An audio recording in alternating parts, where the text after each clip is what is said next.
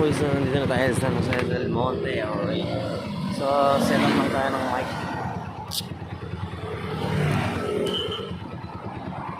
Charge ko pala muna. Kasi di ko lang sure kung lobat na to eh. Ayan o. Kaya ko na din nagagamit ito eh. Ayan natin. Kung umaandar pa. Ito ilaw na ito.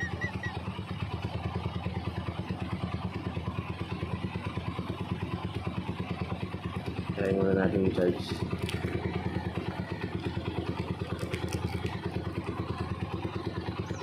Yun. Ilaw pa. So, hintayin lang natin. Lapit na tayo.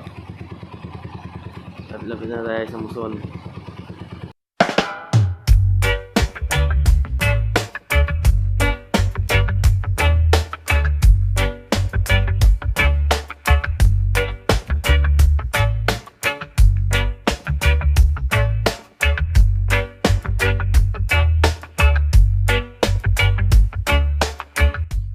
Yo, what's up mga kuys? I'm here in Amazon, San Jose del Monte at pinasyalan natin yung pinsan natin dahil nag-request sila, no? Wala na yung bahay nila. Oh. Kita nyo to, yan.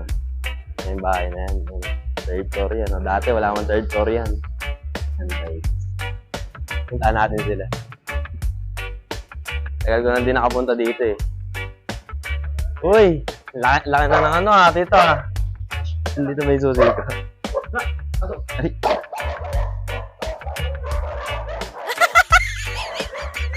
Ay, dito.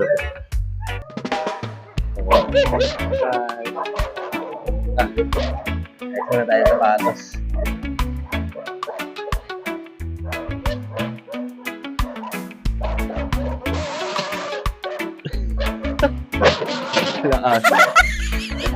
Parang dumami yung aso nila kaysa dati. Alright. Ngayon lang po.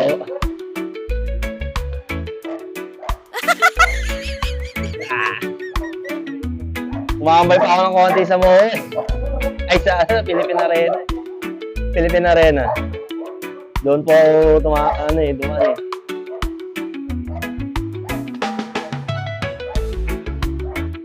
Aray ko. Ay, sakit ng balang mo ko.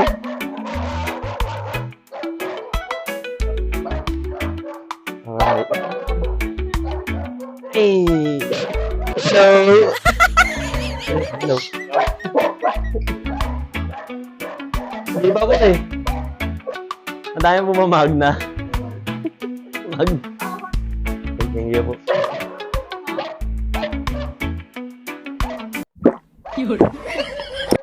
Sarap lamig.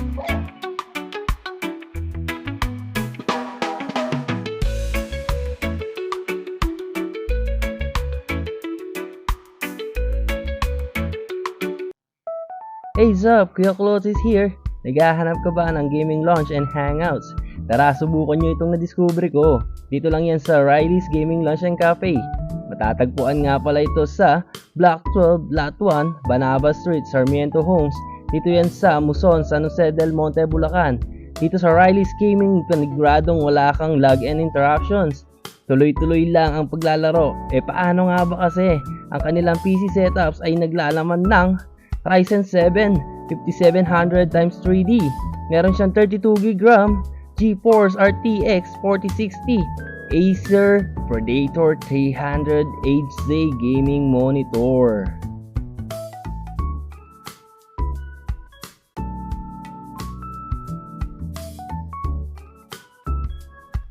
Hindi lang yan mga kuys. Akala nyo dun na nagtatapos? Ito pa ang mga ibang equipment nila. Siyempre meron silang Logitech G102, ROG Tala MK, ROG Kusog Pro 7.1, at ang pinaka number 1 dito is yung ergonomic chair nila. Napakaganda, i-adjustable yan. Ano pang hinihintay natin? Halika na, tumakya na tayo at pasyalan natin ang owner sa taas. Bago yun, isa muna tayong montage dyan.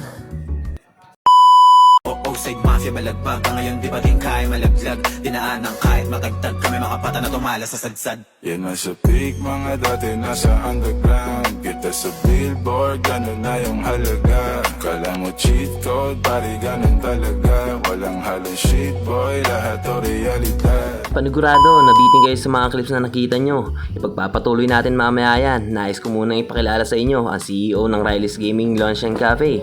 Si Lance Padera nga pala. Simple, matalino, mabait yan. Tatay na nga pala yan. Tara, samahan nyo akong kilalanin ng tatlong membro ng Riley's Gaming Lounge and Cafe.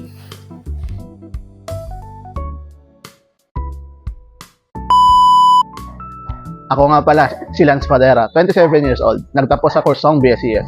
At kami nga pala ang may-ari ng Riley's Gaming Lounge and Cafe.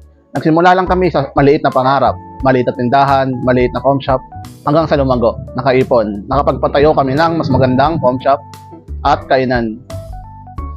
Bakit nga pala ito ang pinatayo namin business? Hindi lang dahil sa business, ito na rin kasi yung passion namin.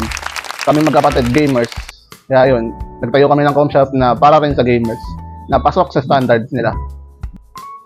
Ako nga po pala si John Osen E. Fadera, kapatid po ni Lance E. Fadera. So, ini-invite ko nga po pala kayo tumambay, maglaro, kumain at magkape dito sa aming gaming lounge. And matatagpuan po ito sa Sarmiento Homes, Block 12, Block 1, San Jose del Monte, Bulacan. So, pwede nyo po kaming i-follow sa aming Facebook page, which is, ang pangalan po ng Facebook page namin is Riley's Gaming Lounge and Cafe. So kwento ko naman po kung ano po yung pinagdaanan namin para malaman nyo po kung paano po nagawa itong aming gaming lounge and cafe. So, ang pinakauna po niyan is naghirap po kami and dumaan po kami sa paghihirap talaga. And then, nagsumikap po kami, nagano po kami ng mga small businesses like tindahan, and then nagbenta po ng kung ano-ano. And then, syempre, as gamers, parehas po kami gamers ng kuya ko. Mahilig po kami maglaro ng iba't ibang laro. And then, dahil po doon, na-visualize po namin yung ganitong concept ng business, which is ito nga, gaming lounge and cafe. And then eventually, nung nagkaroon po ng trabaho si kuya, and then nagkaroon po siya ng income which is sufficient po para po mapagawa ito. So, ayun nga po, until yung marating po namin yung punto na nakapagawa na po kami ng ganito. Yes, ayun po. Ito na po siya. Ito po yung resulta ng aming paghihirap. Nagtutulungan po kami para po may raos ang araw-araw. And then, Last but not the least, kilalanin natin ang huling membro ng Riley's Gaming Lounge and Cafe. Walang iba kundi si Kimberly Padera. Napakaganda na ito.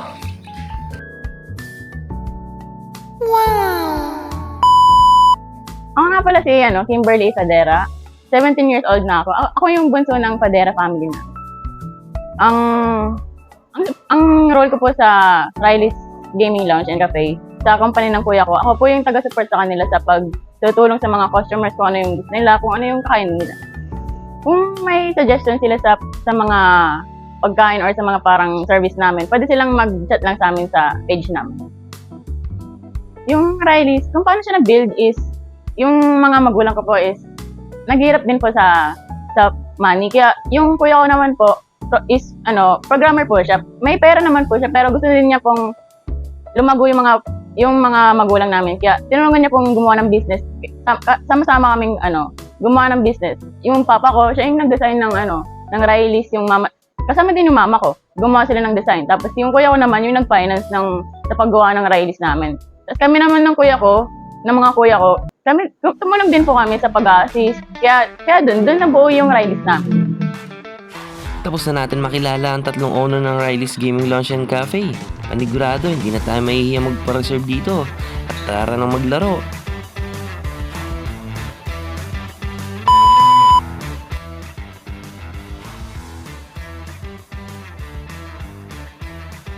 Halina't kilalanin na natin ang matalik na kaibigan ng Riley's Gaming Lounge and Cafe.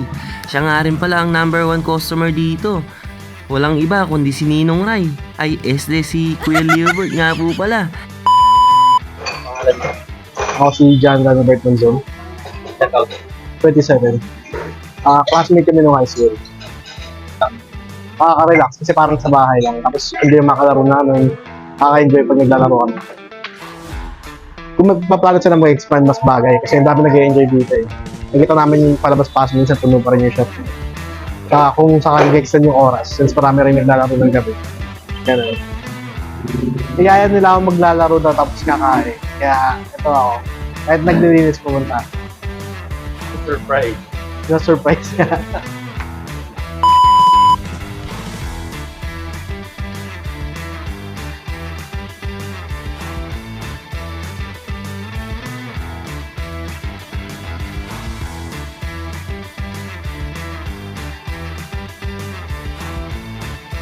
Kitang-kita nyo naman mga kuys ang PC setups nila para ka lang nasa opisina habang naglalaro.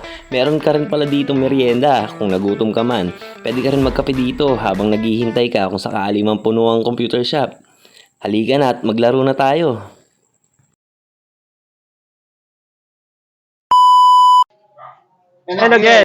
And again, we are inviting you here in Riley's Gaming Lounge and Cafe.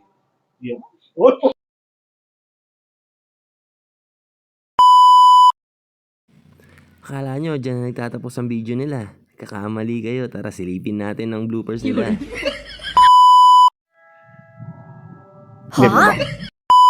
Sariling negosyo. Eh, ano ako? Hanggang sa... Okay na yun. Cut mo na lang. Tapos, Ano po? Ayun lang. We are inviting you. Hindi na, pabulong eh. Sige, sige. One. sabihin mo nga muna para ano. We are pabulong ako. We are inviting. Okay. Riley's Cafe. And again, And again, we are inviting you here in our gaming lounge. In Riley. Okay, in Riley. Okay. And Hindi, 1, 2, 3. Wow. Wow. 1, 2, 3. And again, we are inviting you here.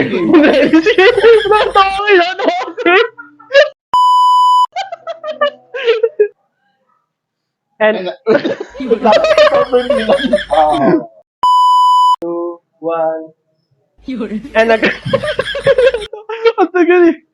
And again, 2, 1. And again, we are inviting you here in Riley's Gaming Lounge and Cafe. And again, we're here. Ay, we're inviting you here pala. Ano sasabihin? Papuntahin, tapos food trip. libre Libre oras. Tapos pagdating dito, Interview. prank.